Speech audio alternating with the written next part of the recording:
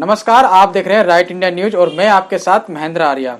बदरपुर विधानसभा के अंदर ब्राह्मण समाज की लगातार मीटिंगें जो चल रही हैं, ब्राह्मण समाज आए दिन देखा जा रहा है, ब्राह्मण समाज के संगठन बनाए जा रहे हैं, उसको लेके जो घमासान बदरपुर विधानसभा के अंदर चल रहा है, उसको लेके आज हम प्रेम भारद्वाज जी से बात करेंगे, जो कि ब्राह्मण समाज के बदरपुर विधानसभा के अध्यक्ष थे, लेकिन अब इन्होंने जो है ब्राह्मण समाज के अध्यक्ष पद छोड़ने का फैसला किया है। आखिर क्या कारण है, क्या कमी इनको ब्राह्मण समाज में लग रही है, वो हम इनसे जानने का प्रयास करेंगे।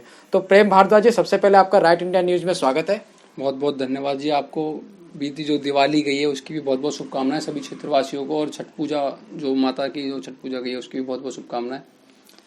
आप यूथ हैं, ब्राह्मण समाज से काफी लंबे समय से जुड़े हैं, खुद जुड़े हुए हैं, तो आखिर क्या कारण है कि आपको तो एक अच्छा पद भी दे दिया था ब्राह्मण समाज का बदरपुर विधानसभा के अंदर, तो आखिर क्यों आप अलग हो रहे हैं, क्यों अलग हो चुके हैं? देखो जी, ये पद जो है, जो मुझे पद दिया गया था बदरपुर विधानसभा का, जो अध्यक्ष बनाया गया था युवा का, ये एक लॉलीपॉप होता है। ये एक लॉलीपॉप है यूथ को भटकाने का। अगर कोई यूथ अच्छी दिशा पे अगर कहीं चल रहा है, अगर किसी को भटकाना है तो उसको पद दे दो। और वो मुझे ब्राह्मण समाज का पद नहीं दिया गया था, वो पद दिया गया था एनडी शर्मा टीम का। अगर ब्राह्मण समाज का अगर पद होता तो एक तरह से मैं उसमें हमेशा सहयोग रहता, तत्पर रहता, रात और दिन खून पसीना एक कर देता उसमें, ब्राह्मण समाज के उसमें, क्योंकि मैं ब्राह्मण समाज से शुरू से जुड़ता आया हूं। और वो पद एनडी शर्मा टीम बनाने का पद था। वो जब मुझे पता पड़ा कि वो एनडी शर्मा टीम बन रही है तो मैंने उसका बहिष्कार करा, मुझे नहीं चाहिए वो पद। तो एनडी शर्मा टीम की जहां पर तक बात आती है तो 2015 से लेकर 2020 तक नारायण दत्त शर्मा जी बदरपुर विधानसभा के विधायक थे आम आदमी पार्टी के, और आप भी उनकी टीम का हिस्सा थे। तो आखिर क्या ऐसा हुआ कि आप उनकी टीम का भी हिस्सा नहीं बनना चाहते? वो लोगों को यूज करते हैं बस, खाली वो लोगों को ऐसे यूज करते हैं। वो अभी मैंने कुछ दिन पहले उनकी एक मीटिंग में लाइव देखी थी कि वो लोगों को ये कहते हैं कि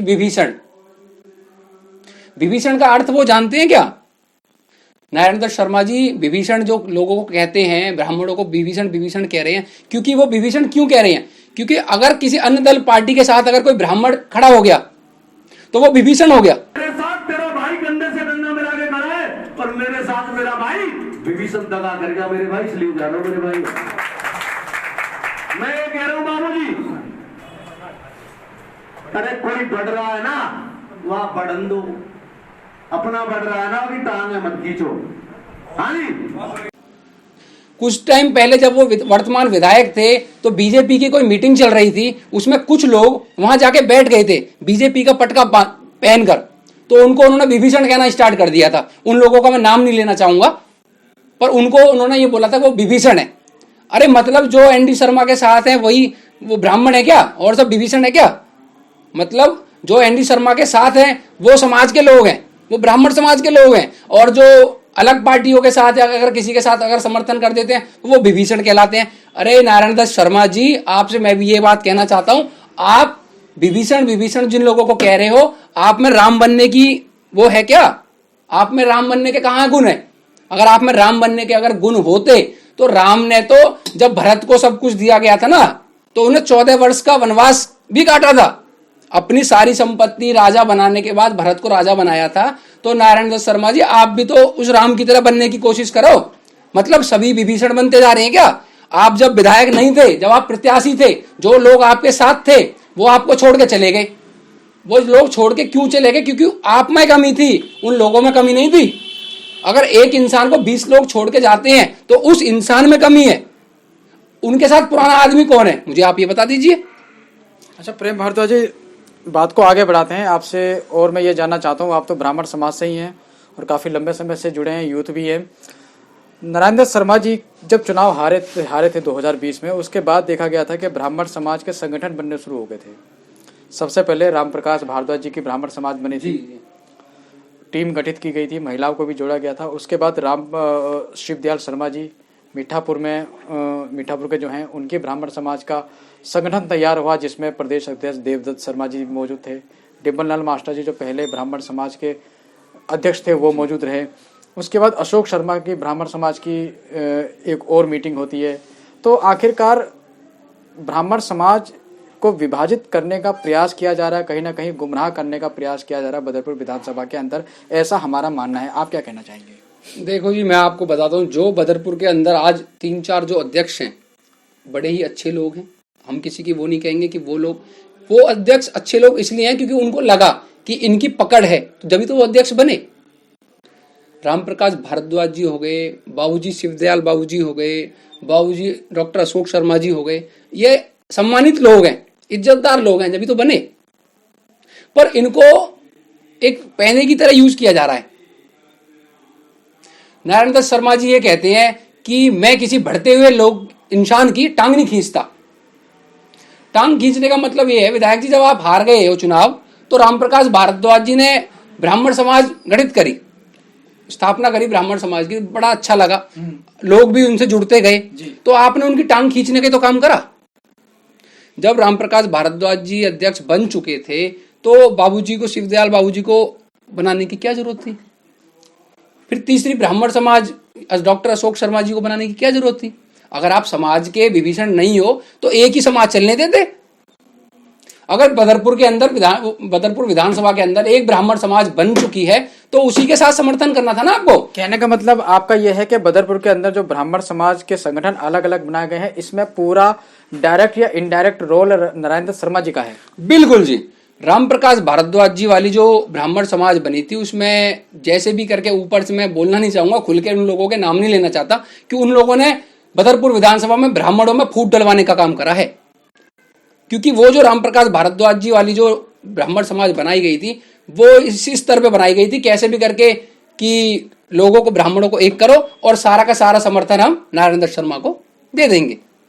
पर जो अध्यक्ष पद पे जो टीम में बैठे हुए हैं ब्राह्मण समाज की में, उन्होंने उसको समर्थन करने के लिए मना कर दिया। मतलब रामप्रकाश भारद्वाज जी वाली जो ब्राह्मण समाज है, उन्होंने मना कर दिया नारायण दत्त शर्मा को समर्थन करने के लिए। तो उन्होंने फिर क्या करा, दूसरी चाल चली। मीठापुर में भी बाबूजी शिवदयाल जी को अध्यक्ष बना दिया, उन्होंने भी मना कर दिया कि भाई मैं किसी उस पार्टी को, ब्राह्मण समाज है, ब्राह्मण समाज ऐसी होती है, सबकी होती है। ब्राह्मणों की अगर कहीं मीटिंग चल रही हो और कोई गली में से ब्राह्मण निकल के जा रहा, भले उसे निमंत्रण ना मिला हो, तो वो उस ब्राह्मण समाज की मीटिंग में जाकर बैठ सकता है जी, क्योंकि वो ब्राह्मणों की मीटिंग हो रही है। जरूरी नहीं है आप निमंत्रण दोगे जब भी कोई आएगा, उसमें आप जाके बैठ सकते हो।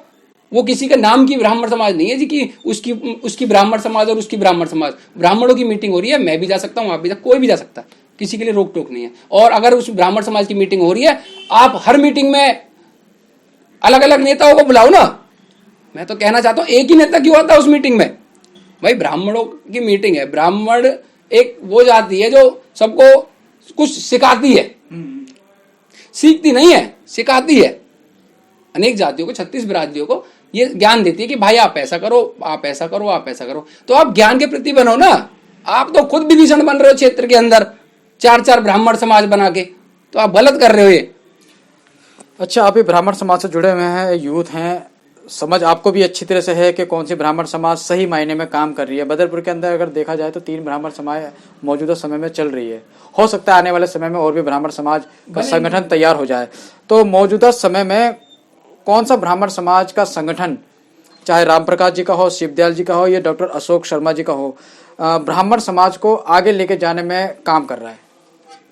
देखो जी, जो राजनीति से दूर है वो ब्राह्मण समाज ऊपर जाएगा, क्योंकि समाज जो संगठन बने वो 3 है और 4 भी हैं, 1-2 तो अभी छुपे बैठे हुए हैं, वो भी इलेक्शनों में निकल जाएंगे अपने अपने को लेके।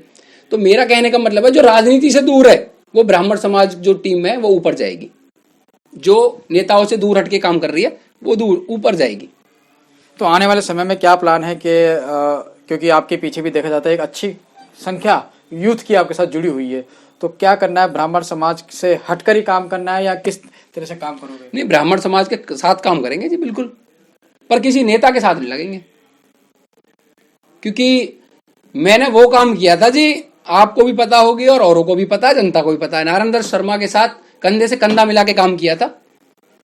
पर उनके कुछ कर्म ही बोलूंगा मैं तो, क्योंकि वो जनता में एक नया मैसेज भेज रहे हैं। क्योंकि वो लोग उनसे पूछते हैं कि प्रेम भारद्वाज आपसे नाराज क्यों है, तो वो जनता में ये कहते हैं कि जी ऐसा है, फलाना है, ठिकाना है, हमारा पैसों का लेन देन है। अरे नारायण दत्त शर्मा जी, मैं आपसे कहना चाहता हूं, अगर आप सच में ब्राह्मण ही हो ना, तो मंदिर में चलो, मंदिर में चल के कसम खाओ कि आपका और मेरा कोई पैसों का लेन देन है। प्रेम भारद्वाज वो आदमी है, ईमानदारी से काम किया था। आपके लिए कंप्लेंट भी मैंने अपने ऊपर ली, हर चीज कराया जी। जिसके साथ लगता हूं दिल से लगता हूं, और जो पैसा खाता है ना नेताओं का, जो जिसके साथ रहता है वो बोलता नहीं है। खुल के बोल रहा हूं, खुल के बोल रहा हूं जी। आपका एक पैसे का धागा नहीं है। आप जो लोगों से कह रहे हो कि प्रेम भारद्वाज का मेरे से लेना देना है, प्रेम भारद्वाज का तुम्हारे से कोई लेना देना नहीं है। एक पैसे का धागा नहीं है। तुम अपने सगे भाई के नहीं हुए तो मेरे क्या होगे? आप समाज के क्या होगे जब आप अपने सगे भाई के नहीं हुए? तो मैं तो यही कहना है जी।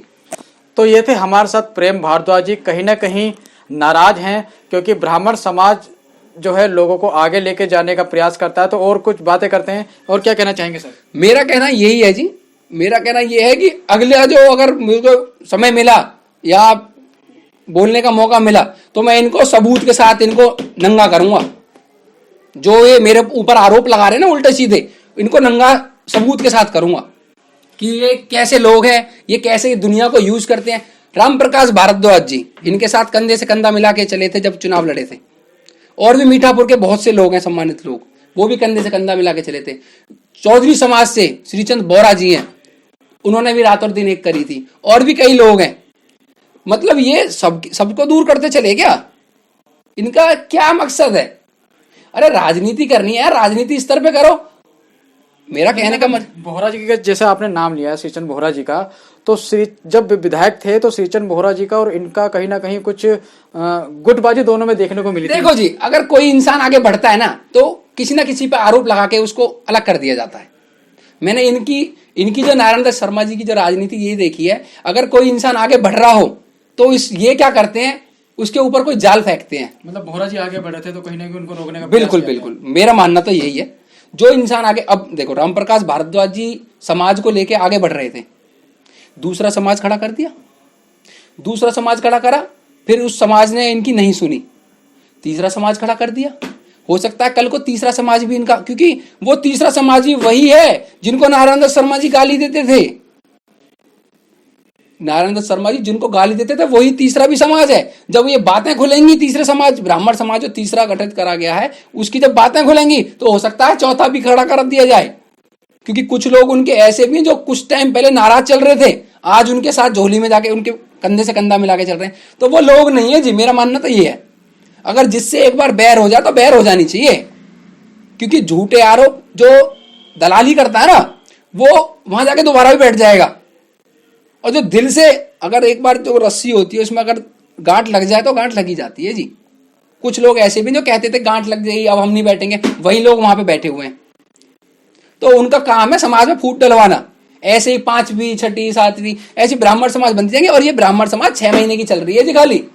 ये खाली चुनावी मुद्दा है और कुछ नहीं है। जब वर्तमान विधायक जब 5 साल रहे थे नारायण दत्त शर्मा जी, समाज के लिए क्या करा जी उन्होंने? वो ये कहते हैं मैंने ये करा, मैंने कहा कुछ नहीं करा जी। अगर करा हो कितने ब्राह्मणों की आपने पेंशन बनवाई है? आप खड़ा करो ना, आप लिस्ट तो दे दो एक बार, कितने ब्राह्मणों की आपने पेंशन बनवाई है और क्या ब्राह्मण समाज के लिए करा है? अमर मार्केट में अगर परशुराम मंदिर बना है तो वहां लोगों के अपने चंदे से बना है जी। वहां लोगों ने अपने आप अपना दान दिया है जब जाके मंदिर बना, किसी नेता की उसमें कोई मेहरबानी नहीं है। और जो मीठापुर में जो परशुराम मंदिर बना है वो मेरे ख्याल से वो भी समाज के, और बिधूड़ी जी ने उसमें कुछ योगदान वगैरह जो भी कुछ नेताओं ने किया था वो दिया था। नारायण दत्त शर्मा का कोई योगदान नहीं है उसमें भी। तो ये है प्रेम भारद्वाज जो कि बदरपुर विधानसभा के यूथ के अध्यक्ष थे। अब इन्होंने जो कि ब्राह्मण समाज से इस्तीफा दे दिया, अलग हो चुके हैं ब्राह्मण समाज से। तो खुला चैलेंज नारायण दत्त शर्मा जी के ऊपर दिया है। कई गंभीर आरोप इन्होंने नारायण दत्त शर्मा जी के ऊपर लगाए। यहां तक कि बदरपुर विधानसभा के अंदर ब्राह्मण समाज के नाम पर राजनीतिक खेल खेला जा रहा है, ऐसा इनके आरोपों से साफ साफ लगता है।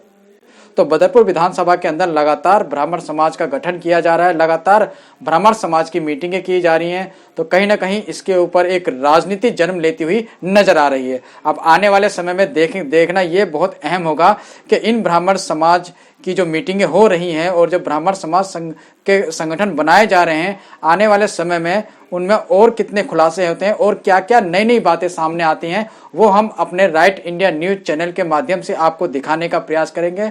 और ब्राह्मण समाज से जुड़ी और देश दुनिया की तमाम खबरों को सबसे पहले पाने के लिए हमारे YouTube चैनल को सब्सक्राइब करें, हमारे Facebook पेज यानी कि राइट इंडिया न्यूज के पेज को लाइक करें। तब तक के लिए नमस्कार, धन्यवाद।